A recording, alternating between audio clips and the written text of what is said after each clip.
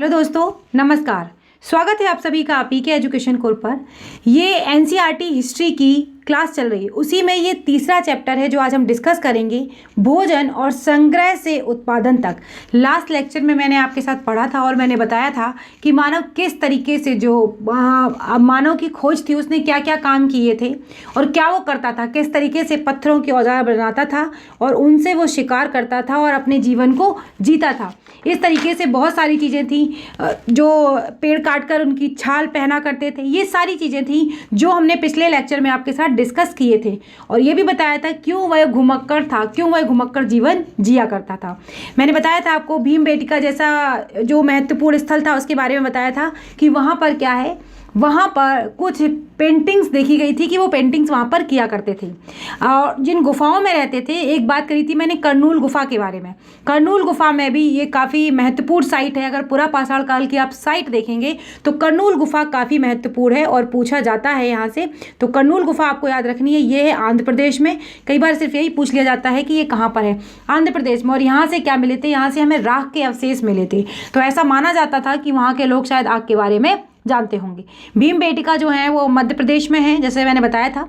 और मेहरगढ़ के बारे में भी बताया था। मेहरगढ़ क्या है, बलूचिस्तान में है। तो ऐसे, और पटन के बारे में बताया था जो महाराष्ट्र में जगह है, पटने। ये क्या था, यहाँ पर शुतुरमुर्ग के अंडे भी देखे गए थे। तो ये कुछ साइट्स हैं जो काफ़ी महत्वपूर्ण हैं पुरा पाषाणकालीन युग की।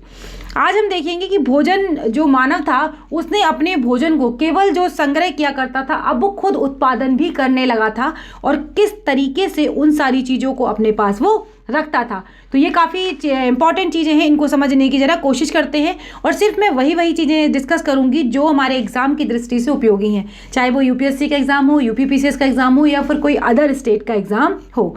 तो इसी के बारे में देखते हैं। सबसे पहले एक थोड़ा सा आपको समरी बता देते हैं हम क्या क्या इसमें डिस्कस करेंगे। सबसे पहले तो ये डिस्कस करेंगे कि भोजन के उसके प्रकार क्या थे, और डिस्कस करेंगे कि उसने खेती करना कैसे शुरू करी। फिर डिस्कस करेंगे इसमें कि हमने पशुपालन कैसे उसने शुरू करना प्रारंभ करना किया था, कि किस तरीके से वो पशुपालन उसने किया। फिर लाइफ में उनकी स्टेबिलिटी कैसे आई, कैसे उनकी स्थिरता आई उनकी ज़िंदगी में। अब तभी तक तो, पहले तक तो क्या थे, घुमक्कड़ जीवन जिया करते थे। फिर स्थिरता आई, स्टेबिलिटी आई उनके जीवन में। और जानवरों को वो क्या समझने लगे थे, चलते फिरते उन्हें खाने का एक भंडारण दिखाई देने लगा था कि बड़े बड़े झुंड में जो रहते थे जानवर, उनको लगता था कि यहाँ से हमें इनसे मिल्क भी प्राप्त हो सकता है और अगर हम चाहें तो इनसे बहुत सारी चीज़ें जो हैं हमें मिल सकती हैं और मांस वगैरह भी इनसे मिल सकता है। तो ये सारी चीज़ें हैं, इन चीज़ों को डिस्कस करेंगे। किस तरीके से लोग सब जलाते थे, जब व्यक्ति मृत्यु हो जाती थी व्यक्ति की, तो उसकी मृत्यु के साथ जब उसे ज़मीन में गाड़ते थे तो क्या चीज़ें रख देते थे उसके साथ। इन सभी पॉइंट्स को हम यहाँ पर डिस्कस करेंगे जो कि आपके एग्जाम के लिए और बेसिक जो चीज़ें हैं आपके क्लियर करने के लिए बहुत ज़्यादा आवश्यक हैं। वीडियो अगर देख रहे हैं और आपको अच्छा लग रहा है तो प्लीज़ लाइक ज़रूर कर दीजिएगा। चलिए, तो सबसे पहले देखते हैं भोजन के प्रकार के बारे में। भोजन के प्रकार के क्या क्या, किस किस प्रकार का भोजन था इनका। देखिए, अधिकांश हिस्सा इनका क्या था कि फसलों से प्राप्त होने लगा था और जो पशु इन्होंने पालना शुरू कर दिया था। अभी आगे देखेंगे किस तरीके से कृषि को जीवन अपनाया और किस तरीके से पशुपालन ये करना शुरू किया। तो भिन्न भिन्न फसलों को क्या करने लगे थे, उगाने लगे थे। और इसमें सबसे बड़ा रोल जो प्ले किया वो किसने किया, जलवायु परिवर्तन ने किया। जलवायु परिवर्तन का मतलब है जब उस समय पर थोड़ी सी गर्मी बढ़ी तो बहुत सारे जो पेड़ पौधे हुआ करते थे या जो घास थी वो उगने लगी। घास उगने लगी तो घास खाने वाले जानवर ज़्यादा दिनों तक जीवित रहने लगे। जानवर अगर वो ज़्यादा दिन तक जीवित रहने लगे तो जानवरों को इन्होंने क्या करा, इन्होंने फिर पालना उनको शुरू कर दिया अपने घरों में ही। तो इस तरीके से ये क्या हुआ, धीमे धीमे एक प्रोसेस पूरा डेवलप होता गया और मानव की लाइफ में स्थिरता आने लगी। अब जैसे अगर बात करी जाए, धान की खेती के लिए गेहूं या जौ की तुलना में ज़्यादा पानी की ज़रूरत पड़ती है। तो इसलिए ये क्या करते थे कि किसान विशेष फसल विशेष क्षेत्रों में ही उगाते थे। इनको जहाँ पर लगता था कि यहाँ पर अगर पानी के स्रोत अच्छे हैं तो वहाँ पर ये चावल उगाते थे, और जहाँ पर इनको लगता था कि यहाँ पानी की कमी है वहाँ पर ये उन फसलों को नहीं उगाते थे। यही नहीं, पशुओं को भी इन्होंने अपने अनुकूल वातावरण की आवश्यकता होती थी। जैसे जो पशु हैं उनको ज़्यादा गर्मी चाहिए, किसी पशु को बहुत ज़्यादा ठंड में रहने की ज़रूरत है। तो इस तरीके से भी इन्होंने इन चीज़ों को देखा। और देखा कि सूखी और पहाड़ी जलवायु में मवेशियों की तुलना में भेड़ या बकरी अधिक सहजतापूर्वक जीवित रह सकते हैं। जो मवेशियों की तुलना में क्या है, भेड़ बकरी आसानी से जिंदा रह सकते हैं। जैसा कि मैंने पिछले वाले उसमें लेक्चर में आपको बताई थी सारी चीज़ें। स्त्री पुरुषों ने अपना भोजन का उत्पादन हमेशा नहीं किया था। पहले क्या करते थे, पहले ये उत्पादन तो करते नहीं थे, केवल संग्राहक के रूप में ही इनको जाना जाता था। लाते थे और अपना जो दैनिक दिनचर्या थी उसी के हिसाब से ही अपने कामों को किया करते थे।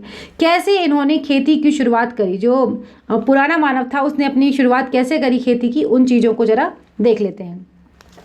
देखो मैंने बताया अभी आपको जस्ट कि जलवायु परिवर्तन हुआ, उसके साथ साथ क्या हुआ, वनस्पति और पशुओं में भोजन के रूप में इस्तेमाल भी ये लोग करने लगे।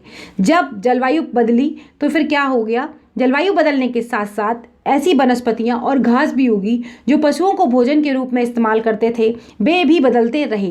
पहले इन्हें लगता था कि भाई इन्हें पता ही नहीं थी चीज़ें, तो क्या करते थे, जो जानवर मिला उसको खा लिया। फिर क्या करने लगे धीमे धीमे कि इन्होंने ध्यान दिया कि जो वनस्पतियां, इन्होंने कुछ वनस्पतियां ऐसी ढूंढी, कहाँ पर ऐसी वनस्पतियां मिल सकती हैं जहाँ पर इनको खाया जा सकता है, या फिर इनसे कैसे कैसे बीज बनाए जा सकते हैं जो कि अपनी डंठल से टूटकर गिरते थे, और बीजों का अंकुरण करके उनसे पौधों को निकालना आदि, ये सब चीज़ यहाँ पर सीखी गई। ये मानव ने उस समय पर सीखी।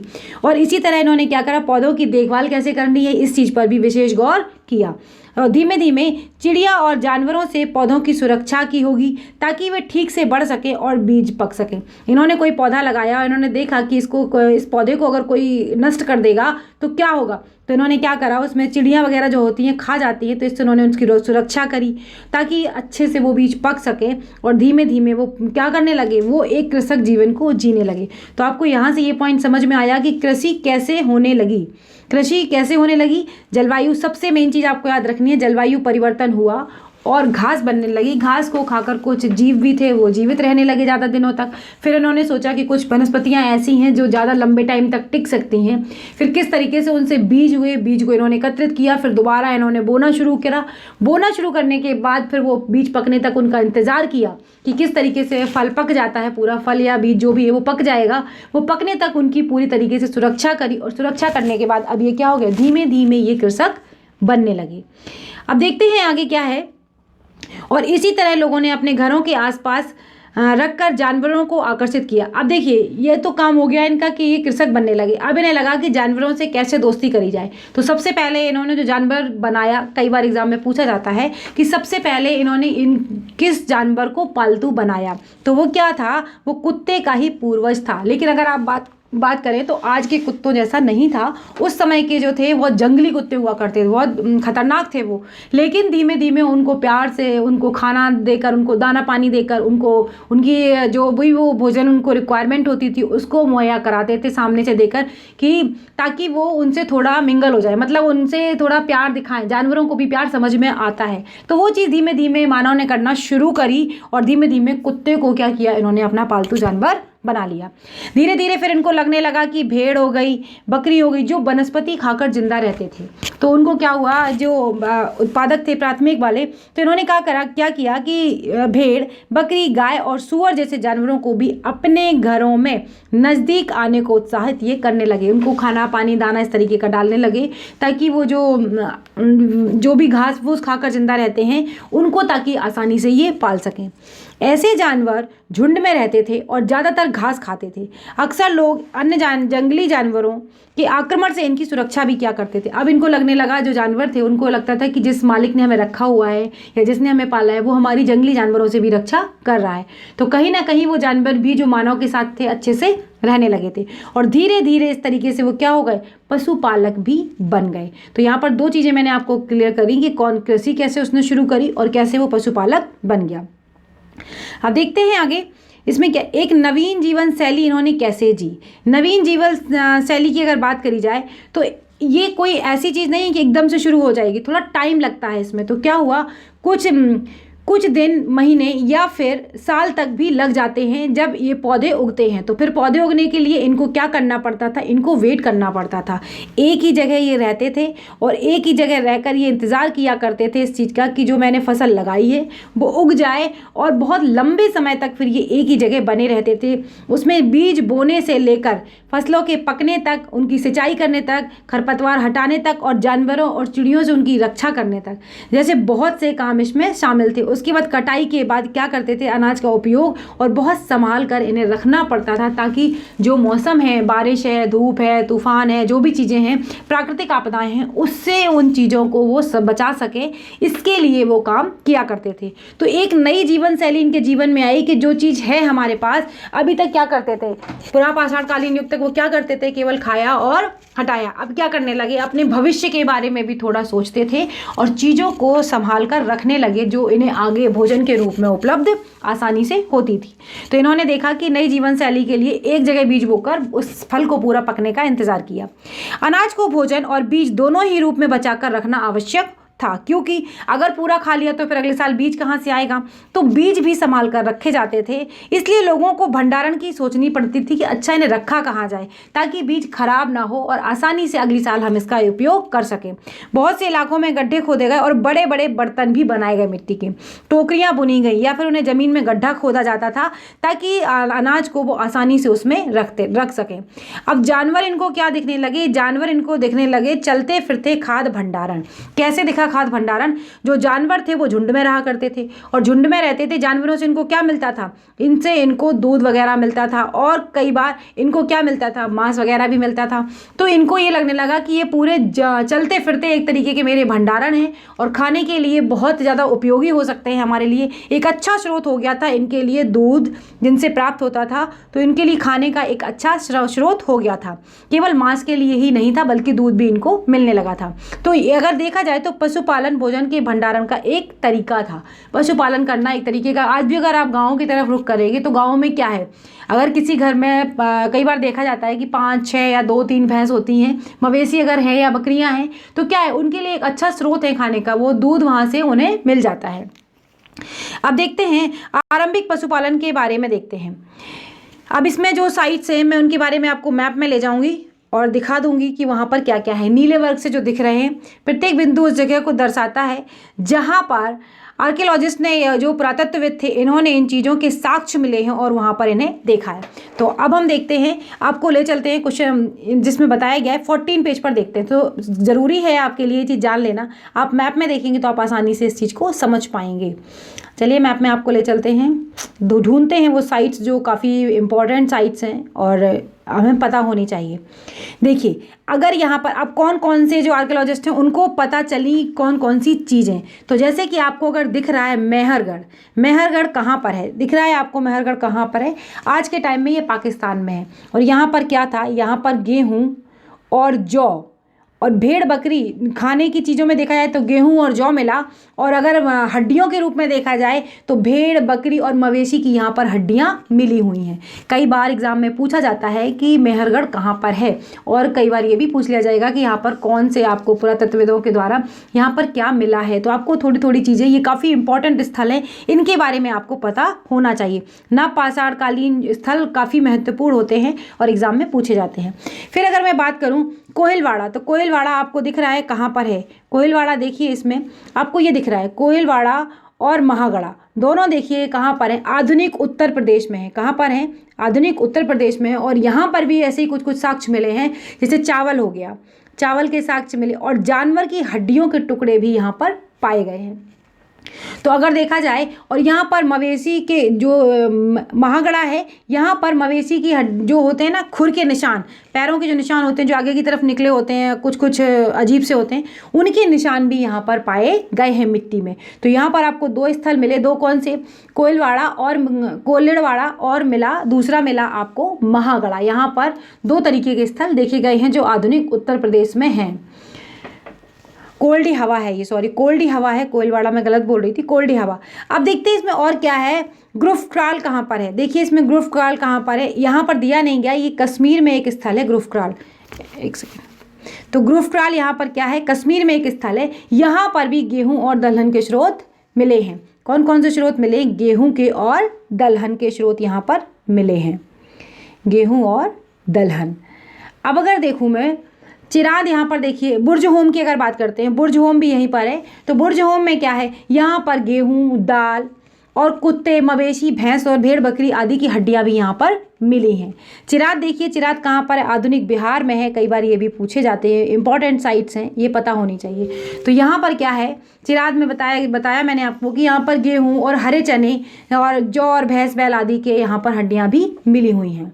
हल्लूर देखिए, हल्लूर कहाँ पर है? हल्लूर है आपका आंध्र प्रदेश में। यहाँ पर ज्वार बाजरा और मवेशी, भेड़ बकरी, सूअर, इन्हीं की हड्डियाँ मिली हुई हैं। पयमपली को देखेंगे, जो कहाँ पर है? आधुनिक आंध्र प्रदेश में है पयमपली, ये भी देखिए। तो ये भी एक साइट है। जितनी भी साइट मैंने आपको बताई हैं, ये सारी की सारी बहुत ज़्यादा महत्वपूर्ण साइट्स हैं, इनको आप ध्यान रखिएगा। तो ये साइट है पयमपली। ये दाऊजली हैडिंग भी देख लीजिए, इसको अभी हम आगे आपको बताएंगे कि इस साइट में क्या महत्वपूर्ण है और क्या यहाँ पर है। तो ये जितनी भी साइट्स हैं, ये सारी की साइट्स यहाँ पर कवर हो गई हैं, जो नीले रंग से बनी हुई हैं। ये नवपाषाण कालीन युग की साइट्स हैं। अब हम आगे आते हैं अपने सेम चैप्टर पर और टॉपिक को देखेंगे आगे कि उसमें क्या बताया जा रहा है, वहाँ पर उनको देख लेते हैं। क्वेश्चन पेज नंबर 25 पर हम चलते हैं। तो वेट करिए एक सेकेंड। हाँ जी, यहाँ पर अब स्थायी जीवन की ओर की अगर बात करी जाए तो पुरातत्वविदों ने क्या कहा कि कुछ स्थलों पर झोपड़ियाँ और घरों के निशान भी मिले हैं। इसमें अगर बात करी जाए बुर्ज होम, जैसा कि मैंने आपको दिखाया था, कश्मीर में है अभी। तो बुर्ज होम के लोग गड्ढे के नीचे घर बनाकर रहते थे। क्यों रहते थे? इन्हें गर्तावास कहा जाता था। क्या करते थे? जमीन के नीचे गड्ढा खोद लेते थे। इससे इन्हें जो मौसम था, ठंडे मौसम से इनको सुरक्षा मिला करती थी, इसलिए ये लोग वहाँ पर रहते थे। और झोपड़ियों के अंदर और बाहर ऐसी दिखाया गया है कि आग जलाने की भी जगह मिली है, कि शायद यहाँ के लोग आग जलाया करते थे। ऐसा लोग मौसम के अनुसार घर के अंदर या बाहर खाना पकाते रहे होंगे। जैसा भी मौसम रहता होगा उसके अकॉर्डिंग अपने खाने पीने की व्यवस्थाओं को ये देखा करते होंगे, ऐसा इसमें बताया गया। एक गर्त अब ये है पुरानी, बहुत सारी जगहों के पत्थर के औजार भी मिले हैं। इनमें से कई ऐसे हैं जो पुरापाषाण कालीन युगीन उपकरणों से भिन्न है, इसलिए इन्हें नवपाषाण युग का माना गया। इनमें वे औजार भी हैं जिनकी धार को और अधिक पैना करने के लिए उन पर पॉलिश चढ़ाई जाती थी। आपको पता है कि नवपाषाण काल तक आते आते जो मानव था थोड़ा और ज़्यादा स्मार्ट हो गया था और चीज़ों को अच्छे से करने लगा था। और देखा जाए तो इसमें क्या करते थे कि अन्य चीज़ों को पीसने के लिए इसका प्रयोग किया जाता था। किसका?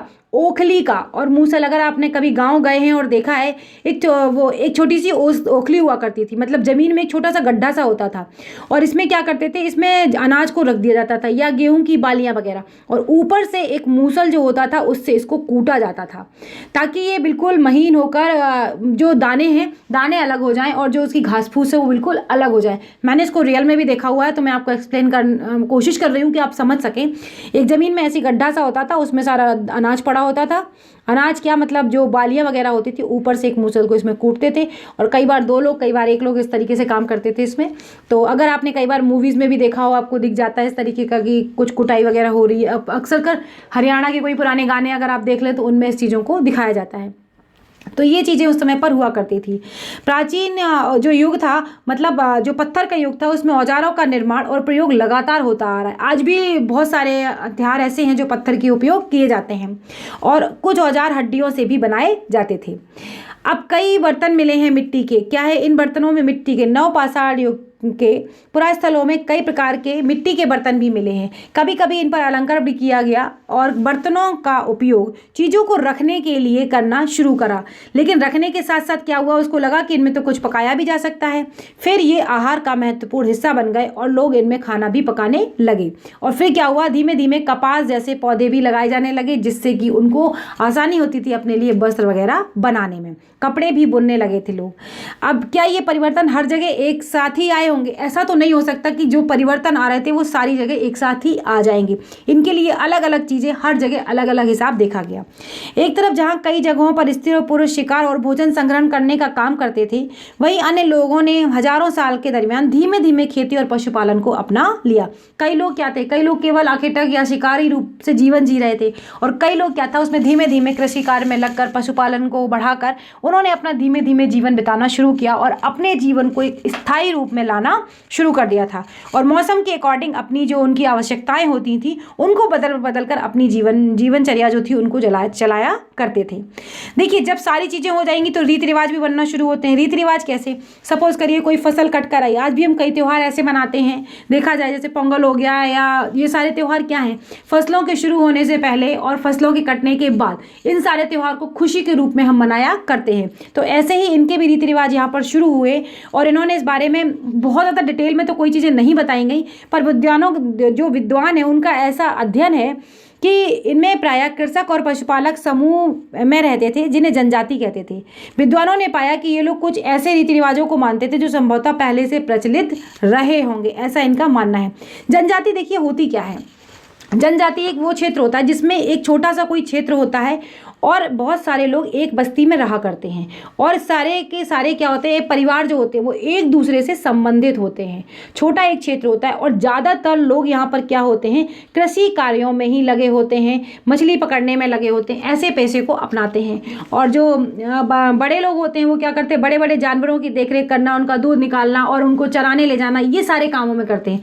महिलाएं क्या करती हैं, घर में जो छोटे छोटे जो बच्चे होते हैं उनको संभालना और साथ साथ के जो पेड़ पौधे हैं उन चीज़ों की देख रेख करना और पूरा पकने तक, कटाई तक, इन सारी चीज़ों की देखभाल महिलाएं भी क्या करती है। छोटे छोटे बच्चों को भी काम दे दिया जाता है, उनको दे दिया जाता है कि जो पौधा उन्होंने लगाए हैं, छोटे छोटे पौधे लगाए हैं घर के आसपास, वो क्या करें, उनकी देख रेख करें चिड़ियों से और जानवरों से।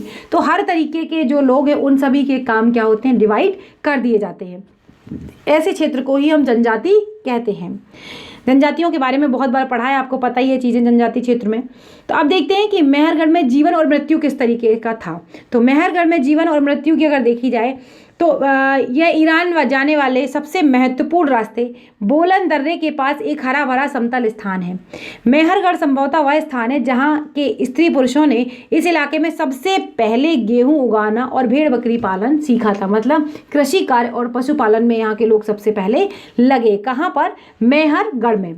तो अब देखा जाए यहाँ खुदाई में सबसे पहले स्तरों में पुरातत्वविदों ने विभिन्न प्रकार के जानवरों की हड्डियां पाई। मतलब उन्हें यहाँ पर हड्डियां मिली, जैसे कि हड्डियों में अगर बात करें हिरण, शुअर जैसे जंगली जानवरों की हड्डियां भी इसमें शामिल हैं।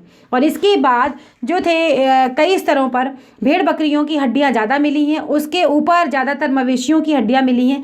ऐसा लगता है कि ये लोग मवेशियों का पालन करने लगे होंगे या मवेशियों को वहाँ पर ये पालते होंगे।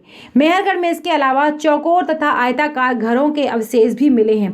जो रहने की जगह थी वो कैसे, चौकोर या फिर आयताकार घर जो थे उसमें रहने की बात यहाँ पर करी गई है, जिसमें प्रत्येक घर में 4 या उससे ज़्यादा कमरे भी होते थे जो कि भंडारण के काम आते होंगे। मतलब कुछ भी इन्हें भंडारित करना है, जो इनके पास अनाज वनाज है उसको भंडारण करना है। तो ये देख लेते हैं पहले और बाद के स्तर की किस बारे में बात करी गई। ये एक लेवल दिया है, पहले लोग इस लेवल पर रहते हैं, फिर आसपास यहीं पर रहना, यहीं पर सारी चीज़ें जमा होना, धीमे धीमे क्या होता है, नीचे तो नहीं, फिर धीमे धीमे क्या होता है, आसपास का एरिया थोड़ा ऊपर उठने लगता है। फिर यहाँ पर खुदाई करके दूसरा घर बनाया गया या एक युग के बाद। मतलब काफ़ी डिफरेंस होता है, ऐसा नहीं कि आज हुआ और कल दूसरा हो जाएगा। फिर ये वाली लेयर बनाई गई, यहाँ लोग रहने लगे। तो इस तरीके से एक टीला टाइप का बन जाता है। जब टीले की फिर खुदाई होगी तो इससे नीचे वाले स्तर में क्या होता था मिलेगा, फिर इससे नीचे वाले स्तर में क्या होता था, ऐसे करके पता चलती हैं चीज़ें। इन्हीं को स्तर कहा जाता है और ये भी अनुमान लगाया जाता है कि कौन सा सबसे ज़्यादा पुराना है। मृत्यु के बाद भी पहले लोग क्या किया करते थे कि घर में कोई किसी व्यक्ति की मृत्यु हो गई तो लोग क्या करते थे कि भाई उसके यूज़ की जितनी भी चीज़ें हुआ करती थी वो उसके साथ ही दफना दिया करते थे। और कई इसीलिए देखा गया है कि कब्रों में मृतकों के साथ कुछ सामान भी रखे जाते हैं। आज भी कई जगह पर यह प्रथा है कि लोग ऐसा करते हैं कि मृतक के साथ उसकी यूज़ करी हुई चीज़ें रख देते हैं ताकि परलोक में वो जाए तो उसके खाने पीने की चीज़ें या फिर उसकी जो आवश्यकता की चीज़ें हैं वो उसके साथ जाएँ। तो इसीलिए बकरी वगैरह को दफना दिया जाता था साथ में। तो ये चीज़ आपको समझ में आई कि पहले ऐसा भी करते थे कि मृत व्यक्ति के साथ भी चीज़ों को रख देते थे। दाओ जली एडिंग के बारे में मैंने आपको बताया। इसमें क्या है कि एक पुरास्थल चीन का है और म्यांमार की ओर जाने वाले रास्ते में ब्रह्मपुत्र की घाटी की एक पहाड़ी पर है। यहाँ खल मूसर जैसी पत्थरों का उपकरण मिले हैं। जैसे कि मैंने आपको बताया खल मूसर क्या होता है, एक बड़े बर्तन होता है लोहे टाइप का या पत्थर का। अब तो लोहे का भी आने लगा, पहले ये पत्थर का हुआ करता था। तो इसमें खल होता है पूरा और ये यहाँ पे इसको इसमें सामान जो भी होता है इसको कूटने के लिए, आपने देखा होगा हल्दी वगैरह कूटने के लिए अगर आज के टाइम में कोई भी लोग गाँव से जुड़े हुए हैं तो इसका प्रयोग करते हैं। और फिर इसमें इसको तेज़ मारते मारते क्या होता है वो जो चीज़ें होती हैं वो कुट जाती हैं और एक तरीके से पिस जाती हैं। तो इस तरीके खेती के उपकरण भी यहाँ पर मिले हैं। इससे पता चलता है कि लोग यहाँ भोजन के लिए अनाज उगाते थे। और साथ ही यहाँ से जेडाइट पत्थर भी मिला है, जो संभवतः पत्थर कहाँ से आया होगा, चीन से आया हुआ पत्थर ये होगा। इसके अलावा क्या है, कुछ लकड़ियाँ इतनी कठोर और इतनी सख्त हो जाती थी कि वो पत्थर जैसी बन जाती थी। तो वे उन औजारों के भी बर्तन यहाँ पर पाए गए हैं। तो ये देखिए, ये सारी चीज़ें मैंने आपके साथ डिस्कस करी चैप्टर 3 में। और हिस्ट्री का चैप्टर 3, इसमें सबसे ज़्यादा अगर मैं इंपॉर्टेंट की आपकी बात करूँ तो आपके लिए साइट सबसे ज़्यादा इंपॉर्टेंट है। कौन कौन सी साइट पुरापाषाणकालीन है, कौन कौन सी साइट जो है वो नवपाषाणकालीन है, महापाषाणकालीन है, उन साइट्स के बारे में आपको जानकारी ज़रूर होना चाहिए। और ये भी पता होना चाहिए कौन सी चीज़ के अवशेष कहाँ से मिले हैं। यही इसमें सबसे ज़्यादा महत्वपूर्ण है। बाकी ये चीज़ तो आपके समझने के लिए है कि व्यक्ति एक जो मानव था वो एक संग्राहक से लेकर उसने अपनी जर्नी को कैसे तय किया और कैसे वह एक उत्पादक के रूप में आगे बढ़ा, कैसे उसने कृषि कार्य शुरू करा, कैसे उसने पशुपालन शुरू करा, कैसे उसने अपने लाइफ में एक स्टेबिलिटी लाई और कैसे वह जानवरों को एक खाद्य खाद्य भंडारण के रूप में उसे देखने लगा। तो ये सारी चीज़ें मैंने आपके साथ डिस्कस करी। वीडियो अगर आपको अच्छा लगा है तो प्लीज़ लाइक ज़रूर करिएगा, शेयर करना, चैनल पर नए हैं तो ज़रूर सब्सक्राइब कर दें। अगले वीडियो में फिर मिलेंगे, तब तक के लिए बाय बाय दोस्तों, नमस्कार।